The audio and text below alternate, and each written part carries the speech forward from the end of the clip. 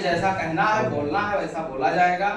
और अब मुद्दे की बात ये आती है कि ओपीएस ओपीएस ओपीएस एकमात्र संगठन अटेवा का एकमात्र लक्ष्य पुरानी पेंशन बहाली। इसके अलावा ना कोई उसका लक्ष्य है, ना वो कोई दावा करता है कि हम आपका ये काम करवा देंगे, वो ये सूचना उपलब्ध करा देंगे। बाकी काम के लिए, बाकी सूचना के लिए जो हमारे लिए हितकर है उसके हम लोग साथ हैं, और जिस काल परिस्थिति में जो हितकर होगा उसके साथ रहेंगे। लेकिन अटेवा ऐसा संगठन है, आदरणीय विजय बंधु जी ने ऐसा प्लेटफॉर्म हम लोगों को मुहैया करवा दिया है और इतनी बुद्धिमत्ता पूर्वक आंदोलन हमारा चल रहा है कि बहुत ही कम लोग, 7 से 8% लोग इसमें सहयोग कर रहे हैं। अटेवा में सहयोग का नाम लेने से हमारे मानस पटल पे सिर्फ मनी राम नहीं अंकित होना चाहिए, पैसा नहीं अंकित होना चाहिए। जैसे मैं कहता हूं चलिए ठीक है, मैंने आप लोगों का नेतृत्व करना स्वीकार किया है कि आप लोगों की बात हम आगे ले जाएंगे, क्योंकि मेरा भी लाभ है, आपका भी लाभ है। किसी ना किसी को बलि का बकरा बनना पड़ेगा। कंगूरे की ईंट हर कोई नहीं हो सकता है, किसी ना किसी को तो बुनियाद की ईंट बननी पड़ेगी, और जो बुनियाद की ईंट बनेगा उसको तकलीफ सहना पड़ेगा, 1000 लाख ईंटों का भार सहना पड़ेगा। तो इतना जो है सहने की क्षमता अपने अंदर पैदा की जा रही है। जहां पे संसाधन की बात आएगी वहां पे संसाधन में हम आप सभी लोगों से आगे रहेंगे, ये मेरा दावा है। चाहे श्रम की बात हो, चाहे समय की बात हो, चाहे धन की बात हो। तो आप लोगों से सहयोग यह है कि जो कार्यक्रम चल रहा है उसमें कम से कम हम लोग सहभागी बने, और ऐसा कार्यक्रम चलता है कि उसमें ना तो अब वैसे तो कोई कमी निकाल दे, जो है कोई बात नहीं है, लेकिन उसमें हम कमी निकाल नहीं सकते हैं। इतना सिस्टम से उनका कार्यक्रम विजय बंधु जी का चल रहा है, अटेवा का ऐसा कार्यक्रम चल रहा है, और ऐसी बढ़िया टीम है उनकी कि मतलब आंदोलन 24 घंटे चलता है, 7 दिन चलता है, 365 दिन चलता है, साल के 12 महीने आंदोलन चल रहा है। ऐसा नहीं है कि एक भी दिन हमारा आंदोलन रुका हुआ। किसी ना किसी माध्यम से हम सरकार के कानों तक आवाजें पहुंचा रहे हैं, और ये आजादी के बाद का सबसे बड़ा आंदोलन है, ये मान लीजिए आप। और ये वास्तविक तौर पे हमारे बुढ़ापे में दुर्गतियों से आजादी के लिए आंदोलन है। जो हमारी दुर्गति हो जाएगी, एक वीडियो था उसको हम कोरबा ग्रुप पे भेजेंगे, उसमें ये था कि वो बुजुर्ग हैं तो उनकी पेंशन रिटायर हो गए हैं, पेंशन के लिए छोटा वाला लड़का इधर खींच रहा है, बड़ा लड़का इधर खींच रहा है, पापा हमारे साथ रहो, कहे पापा हमारे साथ रहो, वो कहे तुम नहीं परवरिश कर पाओगे, कहे तुम नहीं परवरिश कर पा रहे हो। उतने में एक कोई आता है उनके साथ में जो है अप्रैल फूल मना लेता है, कहता है कि पेंशन अभी सख्त आदेश आया है, पेपर देखिए पेंशन बंद हो गई है मिश्रा जी।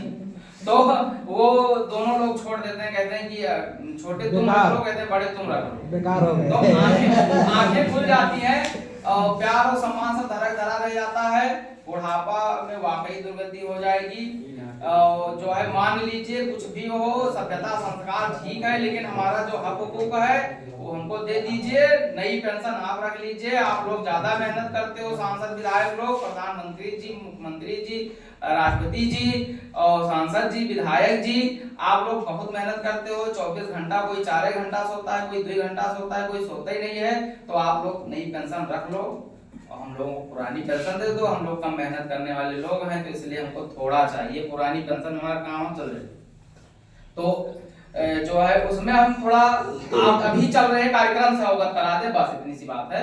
जैसे अच्छा एक चीज और है, जैसे जो लोग कार्यक्रम में नहीं शामिल होते हैं, जो कोई सहयोग नहीं करते, वो नेगेटिव बात पहले करते हैं। जैसे नेगेटिविटी हर व्यक्ति के अंदर आती है, ये एकदम तय है, ये प्रकृति है कि जहां नेगेटिव चार्ज है वहां पॉजिटिव चार्ज है, जहां पे नकारात्मक शक्तियां है वहां पे सकारात्मक शक्तियां हैं, जहां सकारात्मकता है वहां नकारात्मकता है। हमारे मस्तिष्क में दोनों चीजें हैं, लेकिन हमें नकारात्मकता को कहीं भी किसी भी तरीके से किसी भी विषय पर हावी नहीं होने देना चाहिए, नहीं अपने लिए समस्या हो जाता है। तो सब लोग कहते हैं दिल्ली आंदोलन में बहुत जो है उत्साहित होकर के सब लोग गए, उसके बाद में वहां पे कहीं किसी ने कुछ नहीं सुना, फिर कह रहे हैं कि का हो पेंशन बहाल हो पाई ना हो पाई, कब ना हो पाई, लिखे जी थे, मतलब ब्रह्मा वही बन रहे कि नहीं हो पाई, ऐसा कुछ नहीं है, बहाल होगी।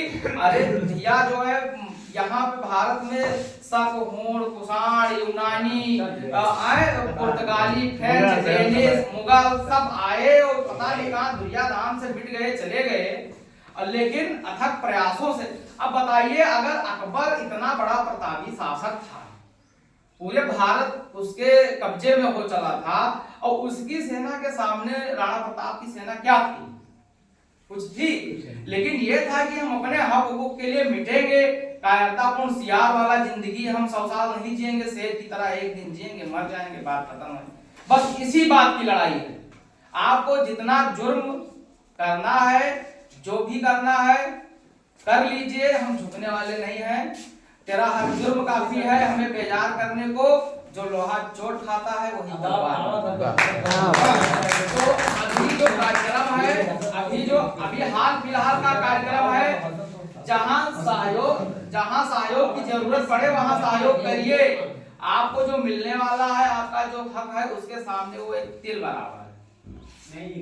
तो ये चीजें हैं। अभी जो हाल फिलहाल का कार्यक्रम, निवेदन तो है कि सारे कार्यक्रमों में शामिल होइए, लेकिन अभी का जो कार्यक्रम है, आदरणीय महामहिम राष्ट्रपति जी का ईमेल आईडी जारी मतलब बताया गया है, श्री नरेंद्र मोदी जी हमारे प्रधानमंत्री जी का ईमेल आईडी है, और पीएमओ ऑफिस का है। तो तीनों ईमेल आईडी ग्रुप पे चल रहा है, हम सभी लोग अटेवा से जुड़े हुए हैं, कहीं ना किसी ग्रुप पे जुड़े हुए हैं, और नहीं कोल्बा वाले ग्रुप पर भी हम भेज देंगे, उस पर और मैटर भी भेज देंगे। मैटर को कॉपी करिए, ईमेल आईडी तीनों एक ही बार में सेलेक्ट कर लीजिए या एक आईडी सेलेक्ट कर लीजिए। वहां पे सब्जेक्ट लिखिए पुरानी पेंशन बहाली है तो प्रार्थना पत्र, और उसको कॉपी पेस्ट कर दीजिए, सेंड कर दीजिए। चौन्नी भी आपका खर्चा नहीं होना है, 1 मिनट से ज्यादा समय नहीं लगना है, कोई ना मेहनत है, ना समय है, ना श्रम है। अब इसमें भी आलस नहीं किया जाता। जब कम से कम 1 करोड़ हमारी संख्या है तो 1 अरब मेल उनके पास पहुंच जाए। अभी तो हम लोगों का फोन हैंग कर रहा है तमाम जो है ऐप से, जब उनका मेल ही हैक कर जाए, जब कंपनी वाले उनको जवाब दे दे कि भैया हमारे यहाँ से आप हटा लीजिए मेल, हम आपका नहीं संभाल पाएंगे, तब बात बनेगी। जैसे काका भगत सिंह ने कहा था कि गूंगी बहरी सरकारें जब हो जाती हैं तब बड़े धमाके की जरूरत पड़ती है। परेशान मत होइए, बड़ा भी धमाका किया जाएगा, हड़ताल भी किया जाएगा, आमरण अनशन भी होगा। बस ये है कि जब भगवान श्री राम, अभी बच्चे जो है इतना बढ़िया प्रस्तुति दिए हैं, तो भगवान श्री राम संपन्न थे हर चीजों में, पूरा ब्रह्मांड वो कंदुक की भांति उछाल सकते थे, इतना उनका पौरुष था। लेकिन उन्होंने क्या किया, जब उनको लंका पे चढ़ाई करना था तो जो समुद्र था उन्हीं की बनाई हुई चीज उनको आंख दिखा रही थी, उन्हीं को बनाई हुई चीज उनको आंख दिखा रही थी। लेकिन उन्होंने पहले ही एकदम से तैस में नहीं आए। उन्होंने क्या किया, जब विनय न मानत जलद दिल, गए 3 दिन भी, 3 दिनों तक उन्होंने प्रतीक्षा कर लिया। जब नहीं काम बना तब उन्होंने चाप चढ़ाया, तो हाँ, तब उनका सिस्टम हिल गया समुद्र राज का, और वो प्रकट हुए, और तब उन्होंने अनायास ही रास्ता दे दिया कि बड़े सरकार जाइए, आपका ही तो है, सब आप ही तो है, हमारा क्या है। तो ऐसे ही जब समय आएगा, सारी चीजों की काल और परिस्थितियां होता है। हाँ, समय आ रहा है जब सारी चीजों काल परिस्थितियां अनुकूल हो जाएंगी। जो वहां से इतना बड़ा आंदोलन मॉनिटर कर रहे हैं, तो वो लोग भी कुछ सोच के रखे होंगे, या तो हम आगे आकर के नेतृत्व करें, कुछ नया करने की कोशिश करें। कोई पद चिन्हों पर चलता है तो कोई पद चिन्ह बनाता है, तो या तो पद चिन्हों पर चलिए या तो नई छाप छोड़ दीजिए। तो इन्हीं शब्दों के साथ आप लोगों ने इतना समय दिया, आए, बार बार धन्यवाद है। आप सभी के पुरुषार्थ को वंदन है, नमन है। ऐसे ही आप लोग आते रहिए, और जो छुट्टी हुई बातें हैं आदरणीय मिश्रा जी और श्रीपाल सर बताएंगे।